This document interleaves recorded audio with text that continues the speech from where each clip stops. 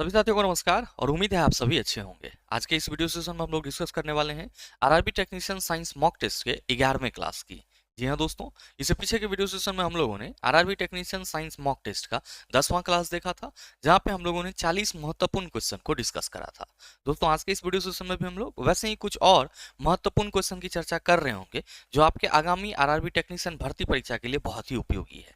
साथ ही आपकी जानकारी के लिए बताना चाहूंगा इस सेशन का जो भी क्वेश्चन है सॉल्यूशन सहित पीडीएफ उसका कहाँ मिलेगा आपको, ये हमारे टेलीग्राम ग्रुप से मिल जाएगा, जिसका लिंक इस वीडियो के नीचे डिस्क्रिप्शन में दिया हुआ है। आप वहां से जाकर के पीडीएफ को एक्सेस कर सकते हैं।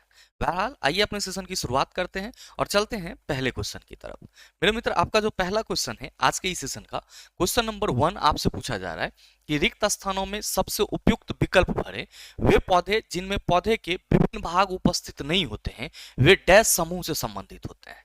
पहला ऑप्शन है फेनोरोगेम्स, दूसरा ऑप्शन है थैलोफाइटा, तीसरा ऑप्शन है टेरिडोफाइटा और चौथा ऑप्शन है ब्रायोफाइटा। मेरे मित्र ध्यान रखिएगा कि जो आपसे क्वेश्चन करा जा रहा है कि वे पौधे जिनमें पौधे के विभिन्न भाग उपस्थित नहीं होते हैं, तो पौधे के विभिन्न भाग यहाँ पे किसको बोला जा रहा है? पौधे के जड़, तना, पत्ती, ये क्या होंगे? पौधे के विभिन्न भाग होंगे। और आप सभी को मालूम है कि अगर हम लोग प्लांट किंगडम की बात करते हैं, किसकी बात करते हैं? प्लांट किंगडम की बात करते हैं, पादप जगत की बात करते हैं, तो आप सभी क्या कहते हो कि गुरुजी संपूर्ण पादप को हम लोग 5 कैटेगरीज में रखते हैं। कौन कौन सा? तो पहला होता है आपका थैलोफाइटा। पहला क्या होता है? थैलोफाइटा। फिर कौन आता है? आप सभी कहते हैं ब्रायोफाइटा।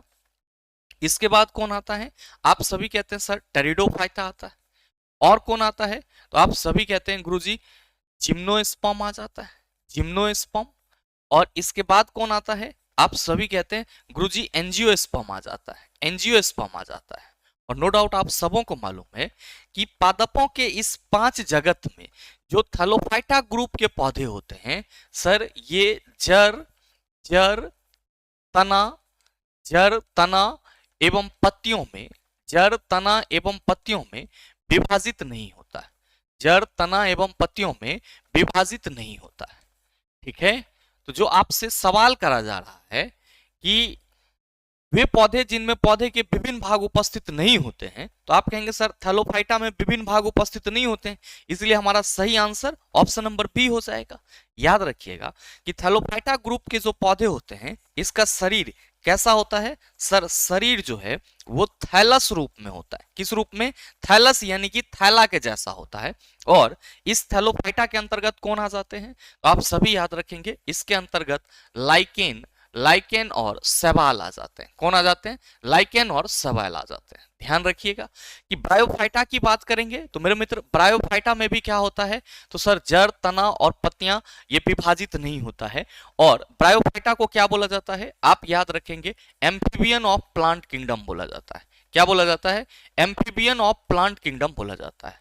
लेकिन मेरे मित्र ध्यान में रखना कि अगर हम लोग टेरिडोफाइटा की बात करते हैं तो सर इसमें जड़, तना और पत्ती में जो है पौधे विभाजित होते हैं और साथ ही साथ इसमें संवहन ऊतक पाया जाता है, जबकि थैलोफाइटा और ब्रायोफाइटा में जो है वो संवहन ऊतक देखने को आपको नहीं मिलेगा। नेक्स्ट, जिम्नोस्पर्म आप सभी समझ रहे होंगे गुरुजी, इसको हम लोग क्या कहते हैं? अनावृत बीजी। और एंजियोस्पर्म को हम लोग क्या कहते हैं? आवृत बीजी। आप कहेंगे कि हमारे क्वेश्चन में तो ऑप्शन में फेनोरोगेम्स की चर्चा करी गई है, तो याद रखिएगा कि फेनोरोगेम्स वो पौधे होते हैं जिसमें फूल होते हैं। और मेरे मित्र ध्यान में रखेंगे कि जिम्नोस्पर्म, जिम्नोस्पर्म और एंजियोस्पर्म को हम लोग किस कैटेगरी में रखते हैं? फेनोरोगेम्स के कैटेगरी में रखते हैं। जबकि आपका थैलोफाइटा, टेरिडोफाइटा और ब्रायोफाइटा जो है इस तीनों को हम लोग किस कैटेगरी में रखते हैं? क्रिप्टोगेम्स के कैटेगरी में रखते हैं। ये चीज ध्यान में रखिएगा कि थैलोफाइटा, ब्रायोफाइटा और जो आपका टेरिडोफाइटा है इन सभी को हम लोग किस में रखते हैं? क्रिप्टोगेम्स के अंतर्गत रखते हैं। तो अगर आपसे ये सवाल पूछ दिया जाए कि which of the following is known as the plant amphibian of plant kingdom, आप सभी कहेंगे गुरुजी right answer of this question is bryophyta. Next सवाल आप सबों के सामने है, क्वेश्चन नंबर 2 पूछा जा रहा है कि मेंडलीव की आवर्त सारणी में तत्वों के गुणों को उनके डैश का आवधिक स्वभाव माना गया। आप सबों को मालूम है कि अगर हम लोग पीटी की बात करते हैं तो पीरियोडिक टेबल को बनाने में अगर हम लोग प्राथमिक प्रयास की बात करें, किसकी बात करें? प्राथमिक प्रयास की, तो प्राथमिक प्रयास में बहुत सारे वैज्ञानिक आते हैं, लेकिन पढ़ना तो हमें 3 के बारे में ही है। कौन कौन सा? तो सर पहला है आपका डॉबराइनर। पहला क्या है? डॉबराइनर। और दूसरा आप सभी कहते हैं गुरुजी न्यूलैंड, और तीसरा आप सभी कहते हैं गुरुजी मेंडलीफ। अब याद रखिएगा कि डोब्राइनर हो, मेंडलीफ हो, न्यूलैंड हो, इन सभी का जो सर रूल था, या सिर आप कह सकते हो पीटी के लिए नियम था, पीटी के लिए नियम था, वो किस पे आधारित था? पीरियोडिक टेबल के लिए जो नियम था आप कहेंगे परमाणु के द्रव्यमान पे आधारित था, यानी कि एटॉमिक मास पे आधारित था। तो जो आपसे सवाल करा जा रहा है कि मेंडलीव की आवर्त सारणी में तत्वों के गुणों को उनके डैश का आवधिक स्वभाव माना जाता है, आप सभी कहेंगे परमाणु द्रव्यमान का आवधिक स्वभाव माना जाता है। नेक्स्ट ध्यान में रखिएगा कि परमाणु संख्या पे आधारित कौन सा है। तो अगर आपके एग्जाम में सवाल कर लिया जाए कि आधुनिक आवर्त सारणी निम्नलिखित में से किस पर आधारित है, तो आप सभी क्या कहेंगे? गुरुजी परमाणु संख्या पे आधारित है। और आधुनिक आवर्त सारणी को किसने बनाया? आप कहेंगे मॉसले ने बनाया। किसने? मॉसले ने बनाया।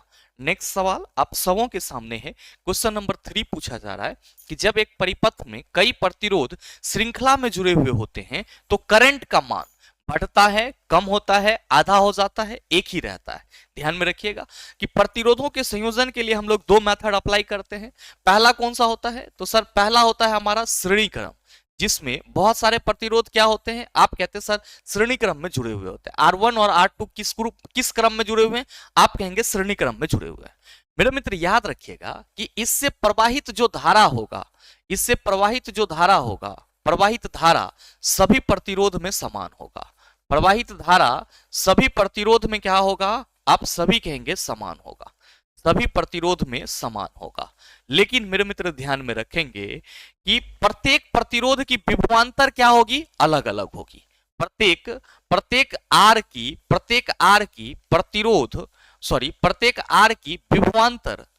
विभवांतर क्या होगी? आप सभी कहेंगे भिन्न भिन्न होगा। विभवांतर क्या होगी? भिन्न भिन्न होगा। तो ये चीज आप सभी ध्यान में रखना। बहरहाल आपसे सवाल पूछा गया है कि जब एक परिपथ में कई प्रतिरोध श्रृंखला में जुड़े हुए होते हैं तो करंट का मान आप सभी कहेंगे गुरुजी एक ही रहता है। याद रखिएगा, अगर आपसे ये पूछ लिया जाए कि जो समांतर क्रम में जुड़े प्रतिरोध हैं, जैसे कि अगर प्रतिरोध का संयोजन कुछ इस तरीके का हो कि बहुत सारे प्रतिरोध क्या हो सर? समांतर क्रम में जुड़े हुए, पैरेलल फॉर्म में जुड़े हुए हो, तो आप सभी ये याद रखेंगे कि पैरेलल फॉर्म में जुड़े हुए सभी प्रतिरोध R1, R2, R3 से धारा क्या होगी? अलग अलग बहेगी। यानी कि इस क्रम में जुड़े हुए प्रतिरोध से धारा का मान प्रतिरोध में लिख लीजिए, प्रतिरोध में धारा का मान अलग अलग होगा। प्रतिरोध में धारा का मान अलग अलग होगा, परंतु आप सभी ध्यान में रखेंगे कि विभवांतर सभी प्रतिरोध के लिए समान होगी। क्या होगी? समान होगी। तो ये दोनों ही चीज आप अपने माइंड में रखिएगा, आपके एग्जाम के लिए उपयोगी है। श्रेणी क्रम में जुड़ा हुआ है, आप कहेंगे सर समान धारा बहेगी, और अगर समांतर क्रम में जुड़ा हुआ है तो आप सभी कहेंगे गुरुजी इन सभी प्रतिरोधों से अलग अलग धारा बहेगी।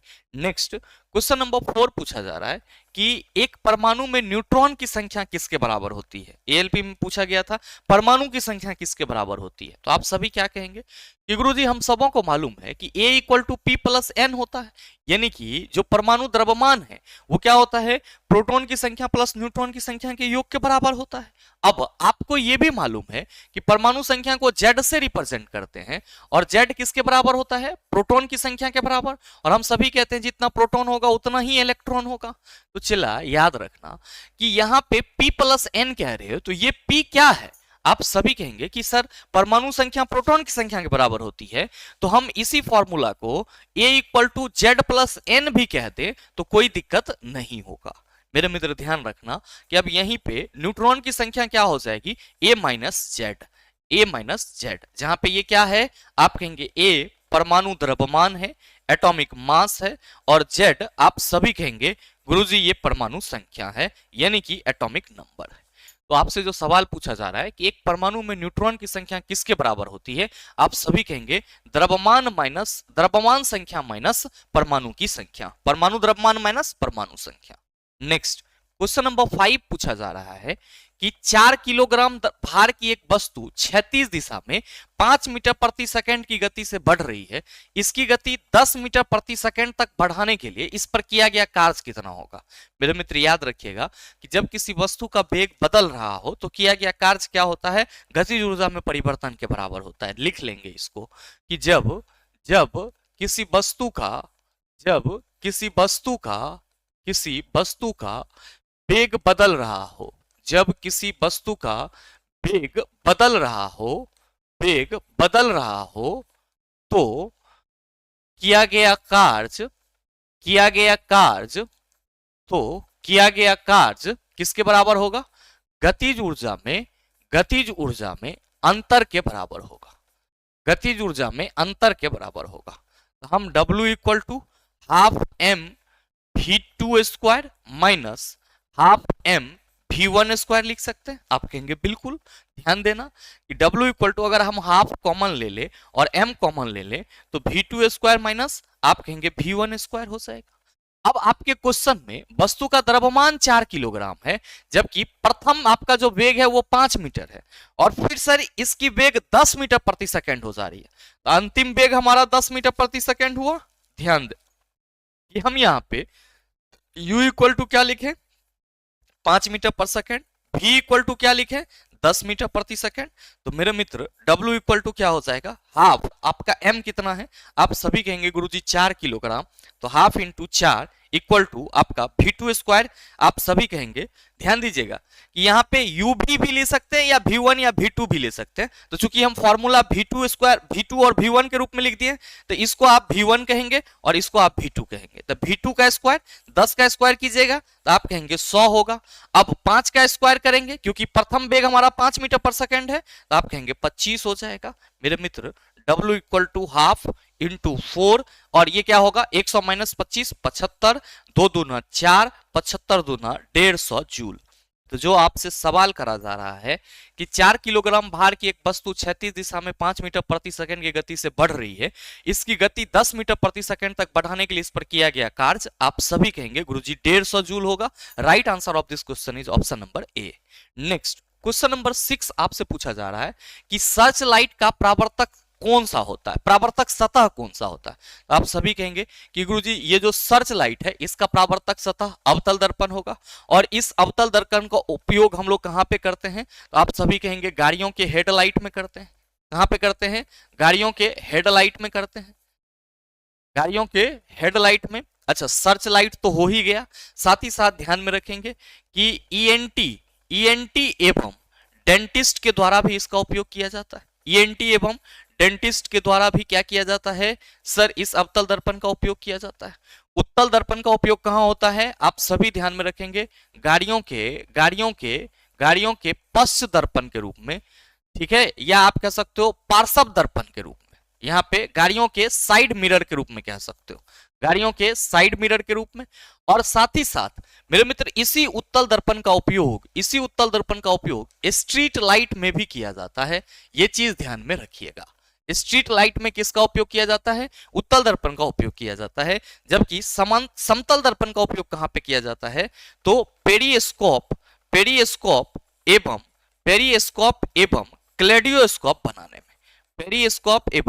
क्लेडियोस्कोप बनाने में किसका उपयोग किया जाता है, आप सभी कहेंगे गुरुजी समतल दर्पण का उपयोग किया जाता है। नेक्स्ट सवाल क्वेश्चन नंबर 7 पूछा जा रहा है कि पानी को ब्लीचिंग पाउडर में मिलाने पर कौन सी गैस निकलती है। अगर आप ब्लीचिंग पाउडर को पानी में घोलोगे तो क्या होगा, आप सभी कहेंगे कि गुरुजी क्लोरीन गैस निष्कासित होगी, जो कि क्या करता है, डिसइंफेक्शन को कम करता है। तो सही आंसर हमारा ऑप्शन नंबर डी हो जाएगा।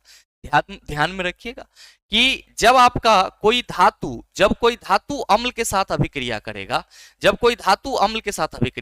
तो कौन सा गैस रिलीज होगा, आप सभी ध्यान में रखेंगे हाइड्रोजन गैस रिलीज होगा। कौन सा गैस रिलीज होगा, आप कहेंगे हाइड्रोजन गैस रिलीज होगा। अगला सवाल देख लीजिए, क्वेश्चन नंबर 8 आपसे पूछा जा रहा है कि निम्नलिखित में से किस अभिक्रिया द्वारा उच्च प्रतिक्रिया वाले धातुओं का निष्कासन होता है। कई बार मैंने आपको बताया है कि जो उच्च अभिक्रियाशील धातु होते हैं, रिएक्टिविटी सीरीज में जो टॉप पे मेटल होते हैं, उसका निष्कासन हम लोग कैसे करते हैं, तो सर डायरेक्ट उसका वैद्युत अपघटन करके, यानी कि इलेक्ट्रोलाइसिस करके। तो सही आंसर हमारा ऑप्शन नंबर बी हो जाएगा। ध्यान रखना कि कैल्सिनेशन और रोस्टिंग क्या है। तो मेरे मित्र कैल्सिनेशन को हम लोग क्या कहते हैं, जारन कहते हैं, और रोस्टिंग को हम लोग भर्जन कहते हैं। कैल्सिनेशन बेसिकली किसके लिए होता है, कार्बोनेट अयस्क के लिए होता है। कैल्सिनेशन किसके लिए होता है, कार्बोनेट अयस्क के लिए होता है, कार्बोनेट अयस्क के लिए होता है। और साथ में मेरे मित्र आप सभी ये ध्यान में रखना कि कैल्सिनेशन की प्रक्रिया में क्या किया जाता है, तो आप सभी कहेंगे कि वायु के अपर्याप्त मात्रा में, वायु के इनसफिशिएंट अमाउंट में, अपर्याप्त मात्रा में, अपर्याप्त मात्रा में उच्च ताप पर, उच्च ताप पर, उच्च ताप पर गर्म होना किस में शामिल है, आप कहेंगे कैल्सिनेशन में। जबकि रोस्टिंग में क्या होता है, तो ध्यान में रखेंगे कि वायु के पर्याप्त मात्रा में, वायु के पर्याप्त मात्रा में तीव्रता से गर्म करना किस में शामिल है, तो आप सभी कहेंगे रोस्टिंग में शामिल है। और याद रखिएगा कि रोस्टिंग किसके लिए होता है, सल्फाइड अयस्क के लिए, यानी कि सल्फाइड ओर के लिए। किसके लिए, सल्फाइड अयस्क यानी कि सल्फाइड ओर के लिए। अगला है क्वेश्चन नंबर 9, पूछा जा रहा है कि अलैंगिक प्रजनन लैंगिक प्रजनन से भिन्न है।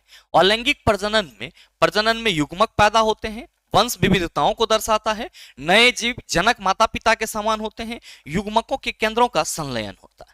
मेरे मित्र अलैंगिक प्रजनन की बात की जा रही है और इसमें कितने पेरेंट्स पार्टिसिपेट करते हैं, आप कहते हैं सर सिंगल पेरेंट्स पार्टिसिपेट करते हैं।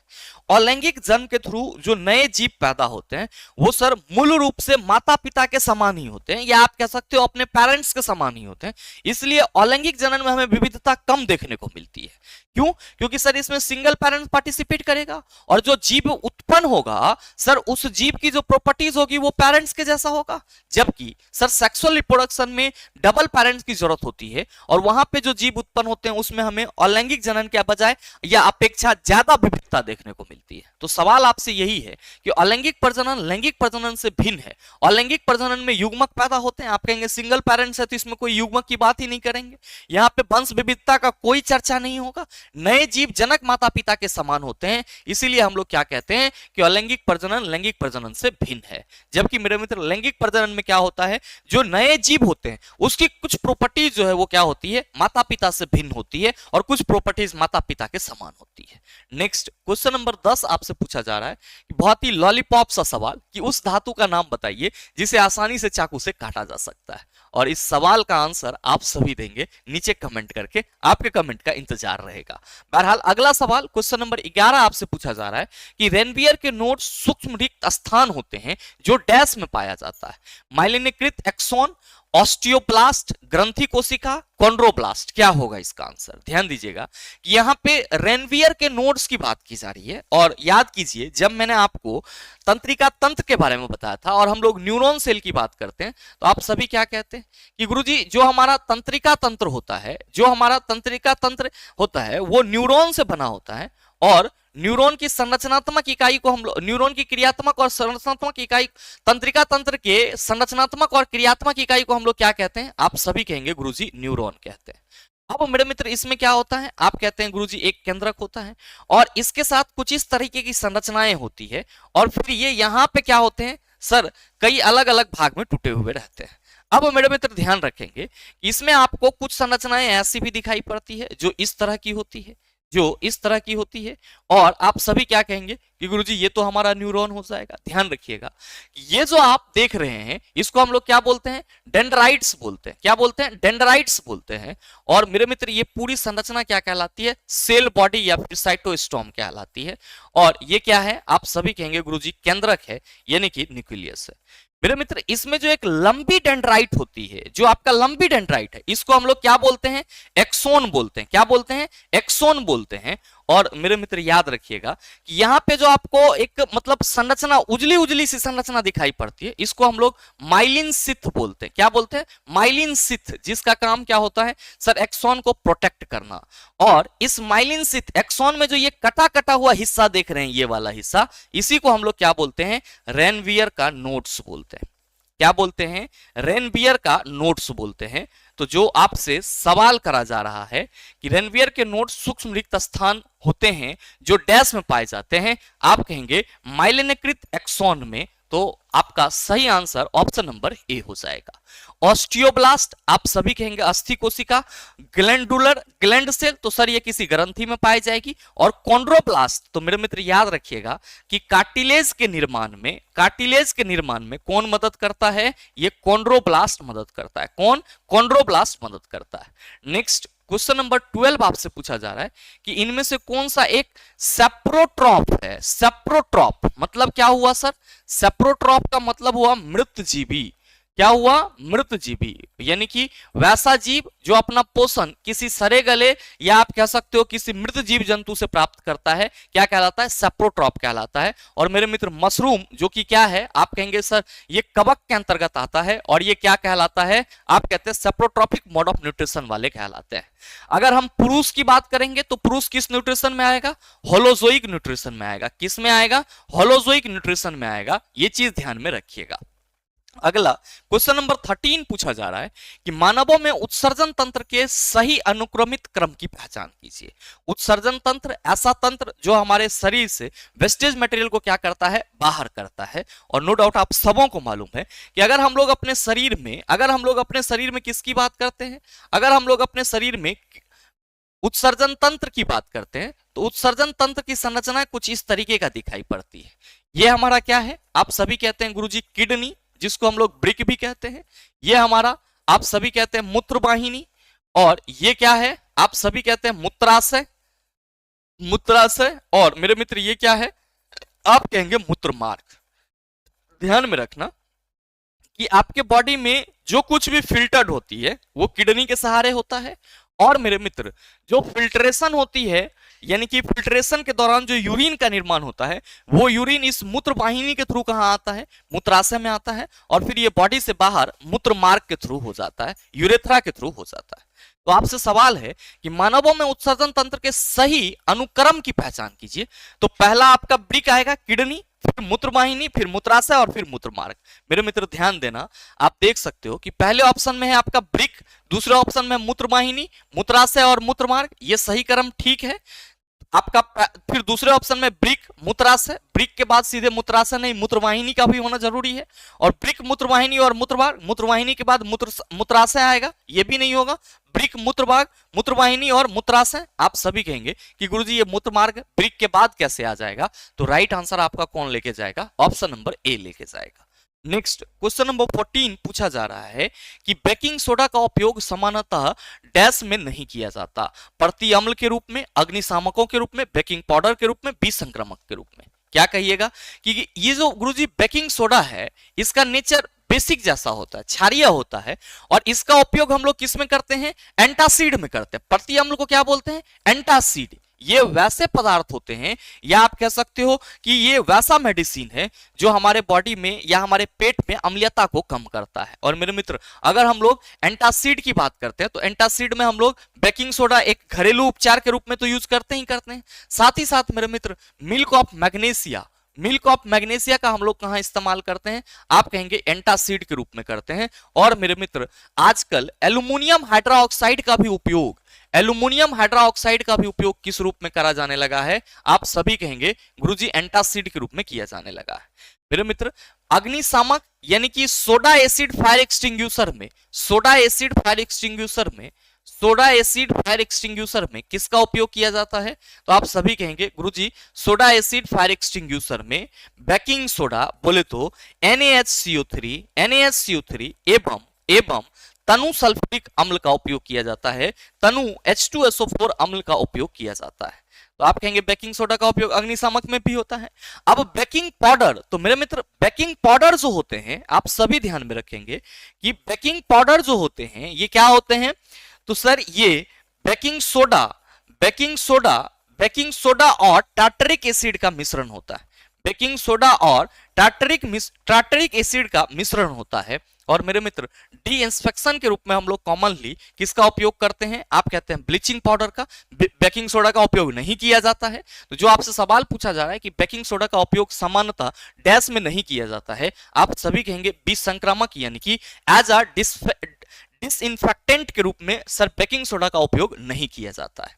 नेक्स्ट क्वेश्चन नंबर 15 आपसे पूछा जा रहा है कि एक प्रतिबिंब का आवर्धन प्लस 1.5 है तथा गोलीय दर्पण से वस्तु की दूरी 30 सेंटीमीटर है, प्रतिबिंब डैश पर बनेगा।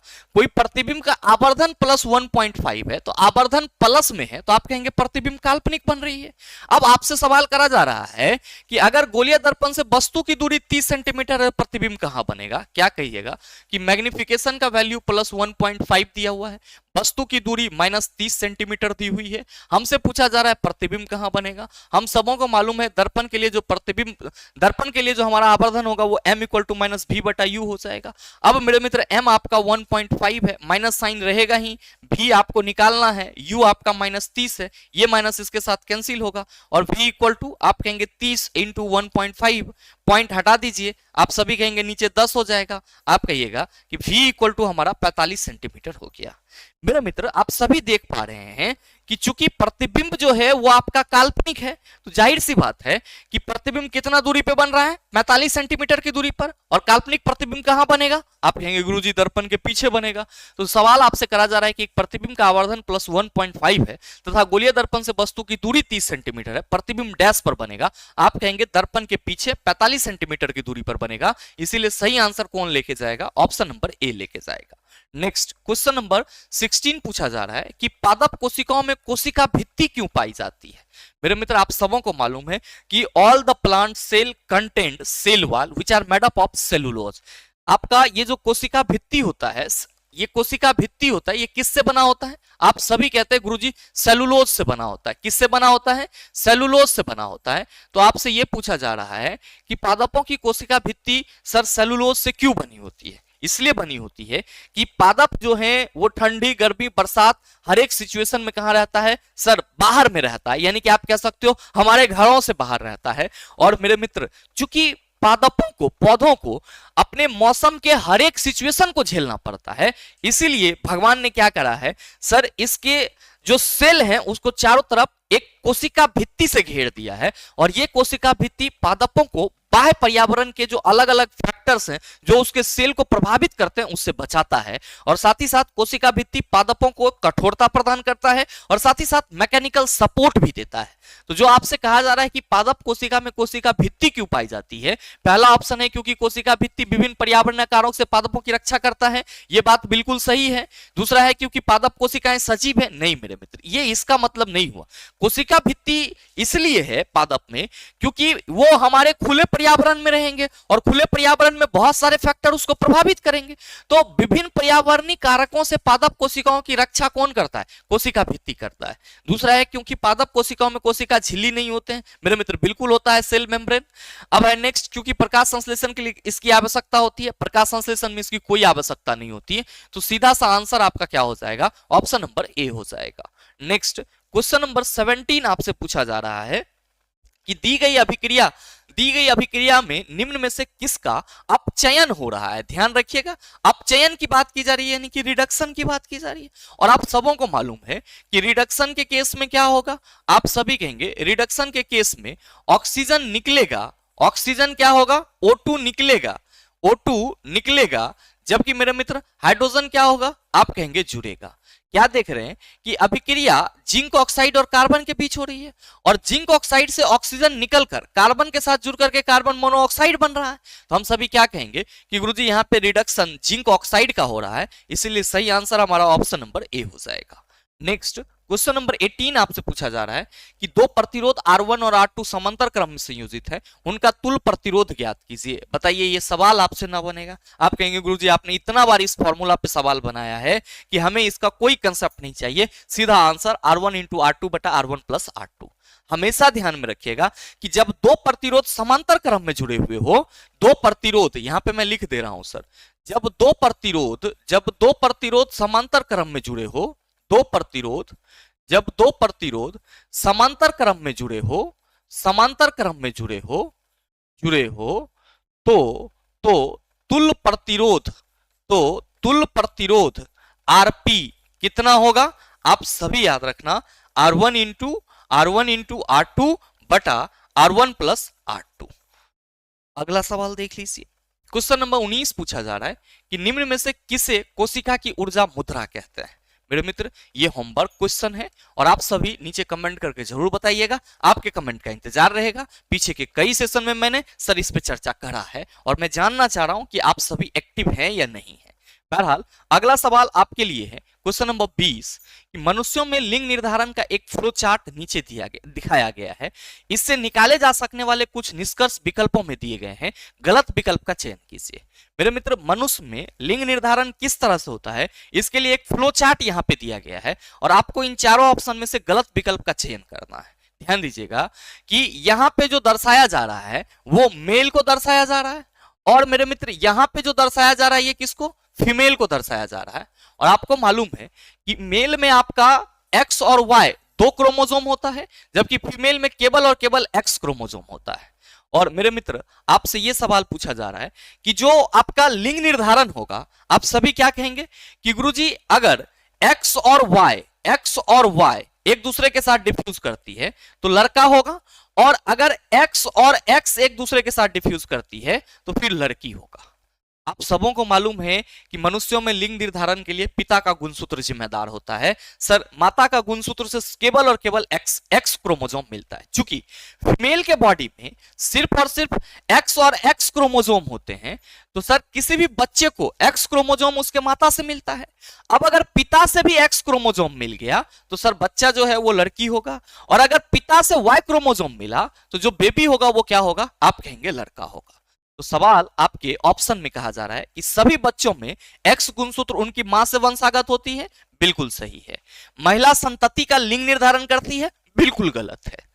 पुरुष संतति का लिंग निर्धारण करती है, महिला संतति का लिंग निर्धारण नहीं करती। यहां पे कहा जा रहा है कि पुरुष संतति का लिंग निर्धारण करेगा, बिल्कुल सही है। बच्चे के लड़का या लड़की होने की संभावना 50% है, तो जाहिर सी बात है कि अगर वाई क्रोमोसोम मिला तो बच्चे लड़का होंगे, अगर एक्स क्रोमोसोम पिता से मिला तो बच्ची लड़की होगी। तो ये जो चांस है ये क्या है सर, 50-50 का है। क्या है सर, 50-50 का। तो जो सवाल आपसे पूछा जा रहा है कि गलत विकल्प का चयन कीजिए, आप सभी कहेंगे गुरुजी ऑप्शन नंबर बी जो है वो गलत विकल्प है, इसीलिए सही आंसर हमारा क्या हो जाएगा, option number B. Next question number 21 आपसे पूछा जा रहा है कि 25 सेंटीमीटर फोकस दूरी वाले अवतल लेंस की क्षमता। याद रखिएगा कि अवतल लेंस की फोकस दूरी क्या होती है, अवतल लेंस की फोकस दूरी निगेटिव होती है। क्या होती है, निगेटिव होती है। तो मेरे मित्र आप सभी कहेंगे कि गुरुजी P = 1/f होता है, और चूंकि ये 25 सेंटीमीटर है तो हम सभी कहेंगे कि P = ये 25/100। हम यहीं पे इसको किस में बदल दिए हैं सर, मीटर में बदल दिए हैं। तो आप सभी कहेंगे कि गुरुजी ये सीधे हो जाएगा 100/25। ध्यान रखिएगा कि 25 सेंटीमीटर फोकस दूरी है और ये क्या होगा, माइनस में। क्या होगा, माइनस में। तो आप सभी कहेंगे गुरुजी P = हमारा -4 डायोप्टर हो जाएगा। किस ऑप्शन में है, ऑप्शन नंबर डी में है। नेक्स्ट क्वेश्चन नंबर 22 आपसे पूछा जा रहा है कि निम्न में से कौन सा गुणधर्म कार्बन द्वारा प्रदर्शित नहीं होता है। सहसंयोजकता का गुणधर्म प्रदर्शित होता है, अपरूपता भी है, कैटिनेशन प्रॉपर्टीज भी है। कार्बन क्या है, एक अधातु है, कार्बन के द्वारा कभी भी धात्विक गुण को प्रदर्शित नहीं किया जाएगा। तो सही आंसर हमारा ऑप्शन नंबर सी लेके जाएगा। नेक्स्ट क्वेश्चन नंबर 23 पूछा जा रहा है कि निम्नलिखित में से कौन सा विकल्प दिए गए परिपथ में प्रवाहित धारा और तुल प्रतिरोध को क्रमशः दर्शाता है। मेरे मित्र ये परिपथ है आपका, और इसमें 2 ओम, 4 ओम और 3 ओम और 3 ओम के जो 4 प्रतिरोध हैं ये श्रेणी क्रम में जुड़े हुए हैं। तो आप कहेंगे टोटल प्रतिरोध तो गुरुजी हमारा 2 + 4 + 3 + 3 हो जाएगा। अब RS = 4 2 6 3 9 3 12 ओम, मतलब तुल प्रतिरोध आपका 12 ओम हो गया। अब आप सबों को मालूम है कि I = V/R होता है। V आपका 6 वोल्ट है और प्रतिरोध R, तो 6 × 6 6 दूना 12, ये हो गया 1/2, यानी कि धारा कितना बहेगा, 0.5 एम्पियर। कुल प्रतिरोध 12 ओम। सही आंसर ऑप्शन नंबर सी। कहीं पे और आपको दिखेगा ही नहीं सर 0.5 एम्पियर। अच्छा दिख रहा है तो उसके साथ प्रतिरोध का वैल्यू सही नहीं है। अगला क्वेश्चन नंबर 24 पूछा जा रहा है कि कोलाइडल विलयन के बारे में निम्नलिखित में से कौन सा कथन सही है। कोलाइडी कणों का आकार बहुत छोटा नहीं होता है। मेरे मित्र ध्यान रखेंगे कि कोलाइडी कणों का आकार बहुत छोटा होता है, जिसको हम नंगी आंखों से नहीं देख सकते हैं। तो ये आपका क्या हो जाएगा, बिल्कुल ही गलत स्टेटमेंट हो जाएगा। दूसरा है कि कोलाइडल विलयन के अवयव प्रक्षेपित प्रावस्था और प्रक्षेपण माध्यम है। तो मेरे मित्र बिल्कुल सही है कि कोलाइडल विलयन के जो कंपोनेंट होते हैं वो डिस्पर्स्ड फेज और डिस्पर्सिंग मीडियम होते हैं। तो आप कहेंगे ये वाला स्टेटमेंट सही है सर। दूसरा है कि कोलाइडी विलयन के कण इनसे गुजर रही प्रकाश की किरण को फैलाते नहीं और उसके मार्ग को दृश्य नहीं बनाते हैं। आप कहेंगे सर बिल्कुल गलत है। कोलाइडिक विलयन के सॉल्यूशन से अगर प्रकाश की किरणों को गुजारा जाए तो हमें क्या देखने को मिलेगा, प्रकाश का एक मार्ग देखने को मिलेगा। और ये घटना क्यों होती है, आप कहते हैं प्रकाश के प्रकीर्णन के वजह से, तो ये वाली बात गलत है। कोलाइडिक विलयन एक समांगी मिश्रण है, बिल्कुल गलत है। कोलाइडिक विलयन क्या है, एक विसमांगी मिश्रण है। तो आपसे पूछा जा रहा है कि कौन सा कथन सही है, तो आप सभी कहेंगे गुरुजी जो हमारा ऑप्शन नंबर बी है कि कोलाइडिक विलयन के अभ्यास प्रक्षेपित प्रावस्था और प्रक्षेपण माध्यम है, ये बिल्कुल ही सही है। नेक्स्ट क्वेश्चन नंबर 25 आपसे पूछा जा रहा है कि ऑक्सीजन अणु एक डैश है, एक परमाणु अणु, चतुष्परमाणु अणु, त्रिपरमाणु अणु, द्विपरमाणु अणु। मेरे मित्र ऑक्सीजन अणु की बात की जा रही है, तो आप सभी कहेंगे गुरुजी ऑक्सीजन अणु को हम लोग O2 के रूप में लिखते हैं, और O2 मतलब ऑक्सीजन के दो परमाणु, तो ऑक्सीजन क्या होंगे, द्विपरमाणु अणु होंगे। क्या होंगे, द्विपरमाणु अणु होंगे। ध्यान रखिएगा, एक परमाणु अणु की बात करेंगे तो आप सभी लिख सकते हैं जितने भी अक्रिय गैस के उदाहरण हैं, सभी अक्रिय गैस किसका उदाहरण है, एक परमाणु अणु का उदाहरण है। चतुष्परमाणु अणु की बात करेंगे तो P4 मेरे मित्र चतुष्परमाणु अणु है, और त्रिपरमाणु अणु की बात करेंगे तो आप सभी क्या कहेंगे कि गुरुजी O3 यानी कि ओजोन जो है वो क्या हो जाएगा, ट्राई एटॉमिक मॉलिक्यूल्स हो जाएगा। नेक्स्ट क्वेश्चन नंबर 26 पूछा जा रहा है कि निम्नलिखित में से किस उदाहरण द्वारा एक समान वृत्तीय गति का वर्णन किया गया है। मेरे मित्र जब कोई वस्तु किसी वृत्ताकार मार्ग पर चल रही होती है तब उसके गति को हम लोग क्या कहते हैं, आप सभी कहेंगे वृत्तीय गति कहते हैं। और मेरे मित्र वृत्ताकार मार्ग में चल रही वस्तु का सर मार्ग के प्रत्येक बिंदु पर क्या होता है, आप कहते हैं डायरेक्शन बदल रहा होता है। तो पहला ऑप्शन है कि सीधी सड़क पर गतिमान एक कार, आप सभी कहेंगे सीधी सड़क पर गतिमान एक कार जो है वो रैखिक गति का उदाहरण होगा, क्योंकि सीधा सड़क पर चल रहा है, और सीधे सड़क पर चल रहे किसी भी पिंड की गति आप कहेंगे सर लीनियर मोशन का उदाहरण होगा। एक पेड़ से दूसरे पेड़ पर कूदता हुआ एक बंदर, तो एक पेड़ से दूसरे पेड़ पर कूद रहा है, इसमें बंदर का डायरेक्शन निश्चित नहीं है, तो हम सभी क्या कहेंगे कि गुरुजी ये रैंडम मोशन का उदाहरण हो जाएगा। किसका, रैंडम मोशन का उदाहरण हो जाएगा। आसमान से गिरती हुई बारिश की एक बूंदे, तो मेरे मित्र आसमान से जो बारिश की बूंदे गिरती है वो क्या होती है सर, तो सर एंगुलर होता है, मतलब तिरछा होता है। तो यहां पे हम मोशन को डिफाइन ही नहीं करेंगे। घड़ी की सुइयों की गति आप कहेंगे सर ये पूर्ण रूप से वृत्तीय होती है, सर्कुलर पाथ में मूव करती है। तो हमसे पूछा जा रहा है वृत्तीय गति का वर्णन कौन करता है, घड़ी की सुइयों की गति वृत्तीय गति का वर्णन करता है। नेक्स्ट क्वेश्चन नंबर 27 पूछा जा रहा है कि दो पिंडों के बीच आकर्षण बल जो पिंडों के द्रव्यमान के गुणनफल के अनुक्रमानुपाती होता है और पृथक्करण दूरी के वर्ग के व्युत्क्रमानुपाती होता है, डैश होता है। आप सभी गुरुत्वाकर्षण बल के बारे में क्या कहते हो कि गुरुजी F is directly proportional to the m1 into m2 यानी कि mass of the two object and inversely proportional to the distance between of the two object. तो आप सभी क्या कहेंगे कि गुरुजी ये सीधे सीधे गुरुत्वाकर्षण बल की बात कर रही है, तो सीधा सा आंसर हमारा ऑप्शन नंबर डी हो जाएगा। ध्यान में रखेंगे कि यहाँ पे वैद्युत चुंबक बल की बात की जा रही है, तो चुंबकीय क्षेत्र के वजह से जो उत्पन्न होती है, विद्युत धारा के वजह से जो चुंबकीय बल उत्पन्न होती है उसको हम लोग वैद्युत चुंबकीय बल कहते हैं। और स्थिर वैद्युत बल की अगर हम लोग बात करेंगे तो आप सभी याद रखिएगा F equal to K Q1 into Q2 बटा R² हो जाएगा। और ये चीज हम कैसे निकालते हैं, आप सभी कहेंगे कूलम्ब के नियम से निकालते हैं। कैसे निकालते हैं, कूलम्ब के नियम से निकालते हैं। तो आपसे सवाल ये भी पूछा जा सकता है कि दो आवेशों के गुणनफल, मतलब दो आवेशों के बीच लगने वाला बल उसके गुणनफल के समानुपाती होती है और उसके बीच की दूरी के वर्ग के व्युत्क्रमानुपाती होती है, और यह नियम क्या कहलाता है, या यह नियम किससे संबंधित है, आप कहेंगे स्थिर वैद्युत बल से संबंधित है। अगला क्वेश्चन नंबर 28 पूछा जा रहा है कि सक्रियता श्रेणी के अनुसार आयरन डैश से अधिक अभिक्रियाशील है, कैल्शियम, पोटेशियम, सोडियम आप कहेंगे ऊपर होगा, जबकि आयरन की बात की जा रही है तो ये कॉपर से हमेशा क्या होगा, अधिक अभिक्रियाशील, इसलिए सही आंसर हमारा ऑप्शन नंबर ए हो जाएगा। नेक्स्ट क्वेश्चन नंबर 29 पूछा जा रहा है कि निम्नलिखित में से कौन सा विकल्प द्रवों के गुणधर्म को नहीं दर्शाता, यानी कि कोई भी मैटर जो है उसका मैटर नहीं, यहाँ पे लिक्विड कहा जा रहा है, लिक्विड के गुणधर्म को नहीं दर्शाता है। पहला है कि द्रवों में बहाव होता है और इनका आकार बदलता है, आप कहेंगे बिल्कुल सत्य है। द्रवों का आयतन निश्चित नहीं होता है, ये बात बिल्कुल गलत है। द्रव का आयतन निश्चित होता है जबकि इसका आकार निश्चित नहीं होता है। द्रवों का कोई निश्चित आकार नहीं होता है, आप सभी कहेंगे ये बात बिल्कुल सही है।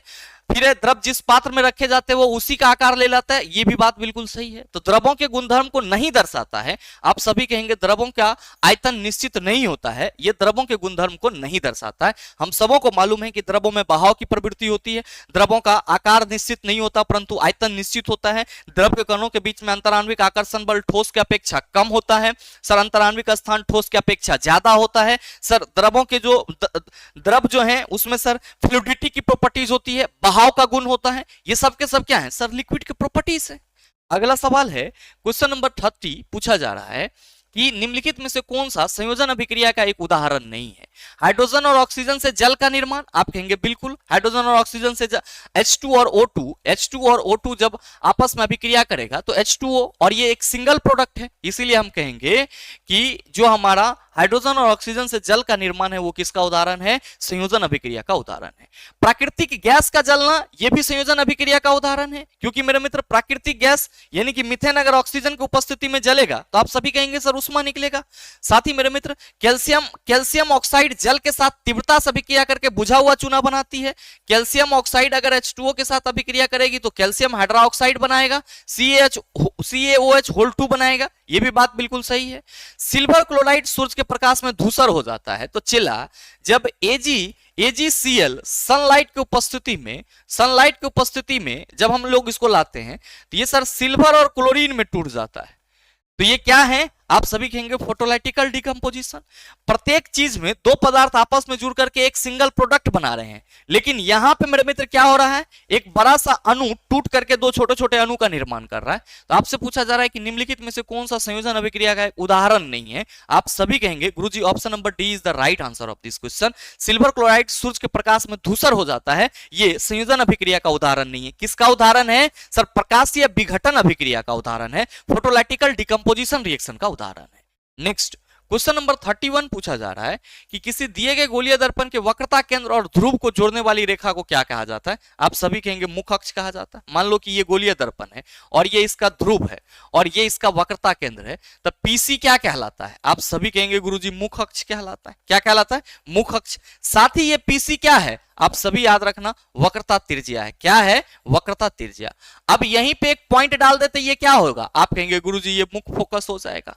क्या हो जाएगा? मुख फोकस हो जाएगा। तो आपसे जो सवाल करा जा रहा है कि किसी दिए गए गोलीय दर्पण के वक्रता केंद्र और ध्रुव को जोड़ने वाली रेखा को डैश कहा जाता है, आप सभी कहेंगे मुख अक्ष कहा जाता है। नेक्स्ट क्वेश्चन नंबर 33 आपसे पूछा जा रहा है कि पास सटाकर लिपटे विद्युतरोधी तांबे के तार की बेलन की आकृति की अनेक फेरों वाली कुंडली से क्या बनाया जाता है? आप कहेंगे परिनालिका यानी कि सोलिनॉइड बनाया जाता है। ठीक है, ये सीधा चालक यहाँ पे सोलिनॉइड गलत लिख दिया गया है, बाद बाकी तो और सर कोई इसमें आपका डिस्कशन के लायक शब्द ही नहीं है। नेक्स्ट क्वेश्चन नंबर 34 की लंबाई L और अनुप्रस्थ काट क्षेत्रफल A के एक चालक के प्रतिरोध डैश के अनुक्रमानुपाती होते हैं। आप सभी कहते हैं कि गुरुजी किसी भी चालक का प्रतिरोध उसके लंबाई L के समानुपाती होता है और साथ ही साथ उसका जो क्रॉस सेक्शन एरिया होता है उसके व्युत्क्रमानुपाती होता है। और हम लोग इसीलिए क्या कहते हैं कि गुरुजी R is inversely proportional to the cross section area और directly proportional to the length of the wire। तो कह रहा है कि लंबाई L और अनुप्रस्थ काट क्षेत्रफल A के एक चालक का प्रतिरोध डैश के अनुक्रमानुपाती होता है, डायरेक्टली प्रोपोर्शनल होता है।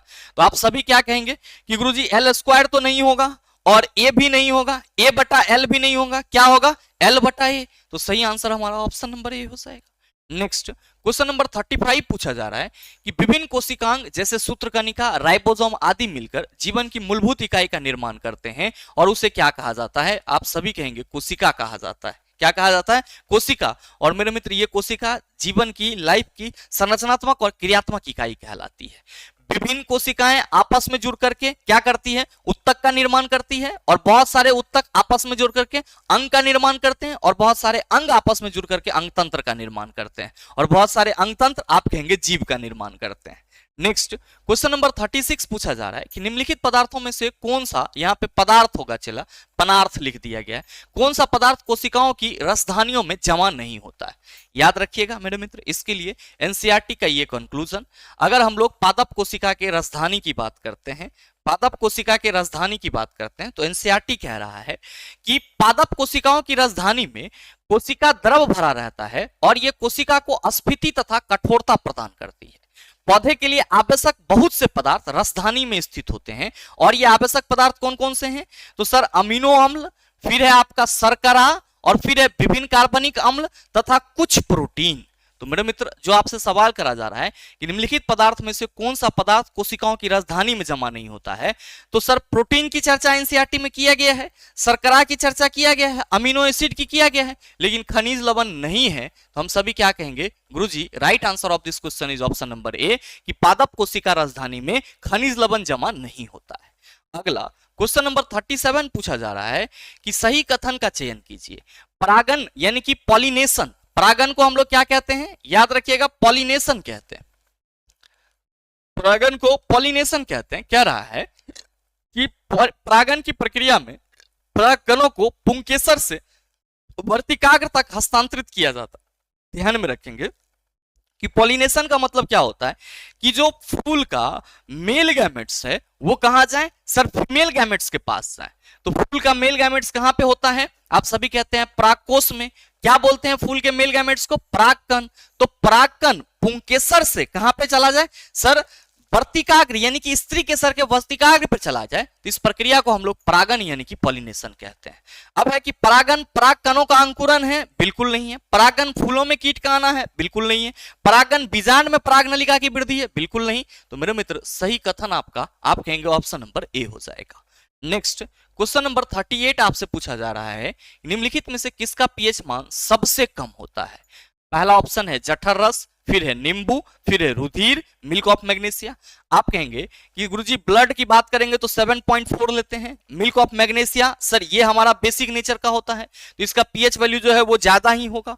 अब नींबू रस और जठर रस की बात करेंगे तो नींबू का रस का पीएच वैल्यू 2.4 होता है, लेकिन इससे भी कम किसका होता है? सर गैस्ट्रिक जूस यानी कि जठर रस का, जो हमारे बॉडी में जठर ग्रंथि से निकलती है। तो सही आंसर कौन ले जाएगा? आप कहेंगे ऑप्शन नंबर ए लेके जाएगा।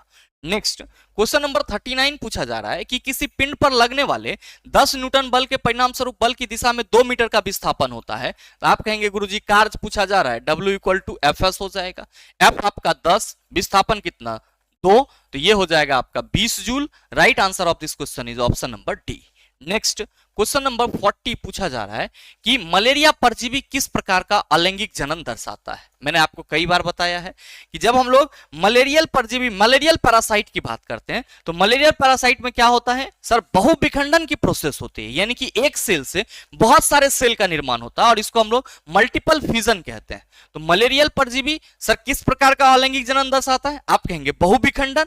जबकि मेरे मित्र अगर हम लोग अमीबा की बात करेंगे तो इसमें आपका किस प्रकार का अलैंगिक प्रजनन दिखता है? आप कहेंगे द्विविखंडन दिखता है। मुकुलन की बात करेंगे तो आप सभी याद रखेंगे कि गुरुजी हाइड्रा में जो प्रक्रिया होती है वो क्या होती है? मुकुलन के थ्रू होती है। अच्छा, पुनर्जनन सर इसी हाइड्रा में रीजनरेशन की भी प्रोसेस होती है, और आप सभी ये कहते भी हो कि गुरुजी हाइड्रा जो है वो पुनर्जनन और मुकुलन दोनों भी जनन की प्रक्रिया को संपन्न करता है। मेरे मित्र, आपके आज के इस सेशन में टोटल 40 क्वेश्चन थे जिसको आपने हमारे साथ डिस्कस कर लिया है, और मुझे उम्मीद है कि ऐसे सवाल अगर आपको दोबारा दे दिया जाए तो आप उसका जवाब आसानी से दे सकते हैं। साथ ही उम्मीद करते हैं कि ये वीडियो आप सबों को अच्छा लगा होगा। अगर आपको वीडियो अच्छा लगा तो वीडियो को लाइक कीजिएगा, ज्यादा से ज्यादा अपने दोस्तों के साथ शेयर कीजिएगा, और अगर आप चैनल पर नए हैं तो सब्सक्राइब करके बेल आइकन दबा लीजिएगा ताकि इस तरह के एग्जाम रिलेवेंट वीडियो का नोटिफिकेशन सबसे पहले आपके पास पहुंचे और आप उसको सबसे पहले देख पाओ। मिलते हैं फिर अगले वीडियो सेशन में, तब तक के लिए best of luck. Thank you, have a nice day.